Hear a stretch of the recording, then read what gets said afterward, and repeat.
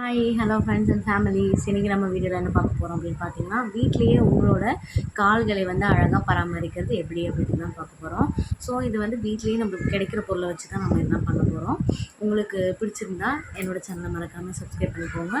So வீடியோவை skip பண்ணாமல் ஃபுல்லாக பாருங்கள். எல்லா பெண்களுக்குமே, முக்கியமாக வேலைக்கு போகிற பெண்களாக இருக்கட்டும், இல்லை வீட்டில் இருக்க பெண்களாக இருக்கட்டும், இல்லை ஹவுஸ் ஒய்ஃபாக இருக்கவங்க யாருக்காக இருந்தாலுமே முதல்ல நம்மளுடைய பாதங்களை வந்து அழகாக வச்சுக்கணும் அப்படின்ற ஆசை வந்து எல்லாருக்குமே இருக்குது.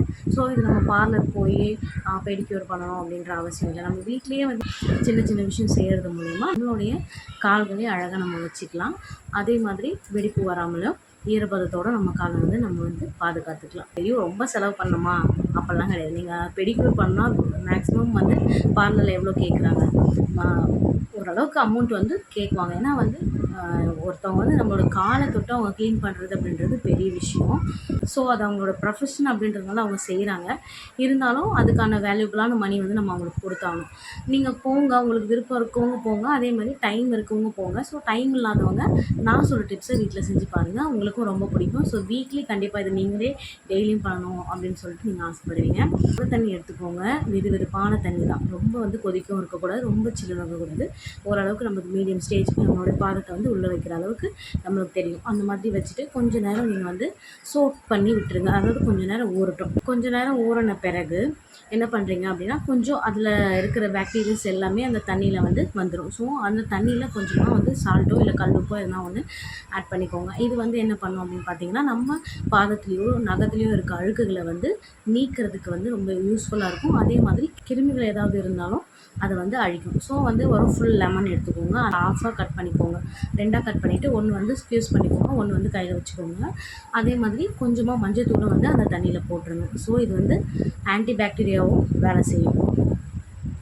எந்த கிருமிகளும் நம்மளுடைய காலில் வந்து தங்காத அளவுக்கு அது பாதுகாத்துக்கும். ஏன்னா நம்ம பாதத்தை வந்து நிறையா இடத்துல நடக்கிறோம், செருப்பு போட்டு நடந்தாலுமே கிருமிகள் அன்றது தான், அது நம்ம வந்து ஒன்றும் பண்ண முடியாது. ஸோ இந்த மாதிரி நீங்கள் வீக்லி ஒன்ஸ் நீங்கள் பண்ணிங்க அப்படின்னா உங்களோட காலை வந்து வெடிப்பு இல்லாமல் நீங்களே வந்து சுத்தமாக அழகாக வச்சுக்கலாங்க.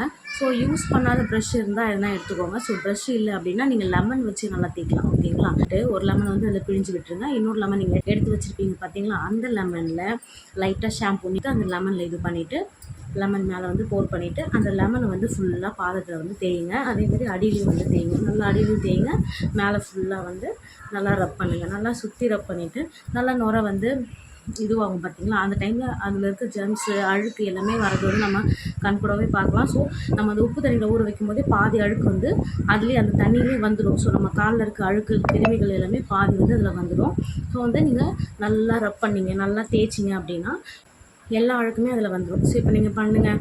இப்போ என்ன பண்ணுவீங்க, அழகாக நல்லா க்ளீன் பண்ணிவிட்டு காலை நல்லா வாஷ் பண்ணிவிட்டு அதுக்கப்புறம் வந்து என்ன பண்ணுங்கள், லைட்டாக ஒரு ஆயில் மசாஜோ எல்லாம் ஒன்று கொடுங்க. ஸோ உங்களுக்கு பாத வலி, குதிக்கால் வலி இருந்தாலும் உங்களுக்கு அந்த வலி வந்து ரொம்ப கேட்கும். அதனால தான் எதுவும் பண்ண சொல்கிறது. நீங்கள் லைட்டாக மசாஜ் நீங்களே உங்கள் காலுக்கு கொடுத்துட்டீங்க அப்படின்னா ரொம்ப அதுவும் நல்லாயிருக்கும். உங்கள் ஹெல்த்துக்கு ரொம்ப நல்லது, உங்கள் கால்களுக்கும் ரொம்ப நல்லது.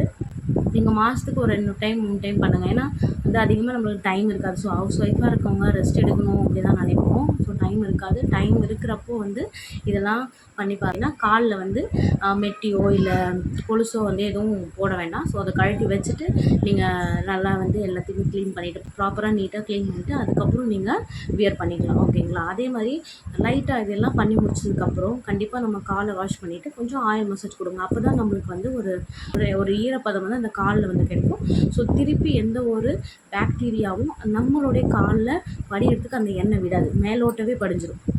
மேலோட்டமே படிஞ்சு போயிடும். அந்த கிருமி அழுக்கு எதாக இருந்தாலுமே மேலோட்டமே படிஞ்சிடும், ஆயிலை தாண்டி உள்ளே போகாது. ஸோ அதனால தான் வந்து இது பண்ண உடனே நீங்கள் ஆயில் வந்து அப்ளை பண்ணுங்கள் அப்படின்னு சொல்கிறது. ஓகேங்களா? இந்த வீடியோ பிடிச்சிருந்தா மறக்காமல் லைக் அண்ட் சப்ஸ்கிரைப் பண்ணுங்கள். வீட்டிலே பெடிக்யூர் பண்ணணும் அப்படின்னு ஆசைப்படுறேன் உங்களோட ஃப்ரெண்ட்ஸ் அண்ட் ஃபேமிலிக்கு இந்த வீடியோவை ஷேர் பண்ணிவிடுங்க. பாய்.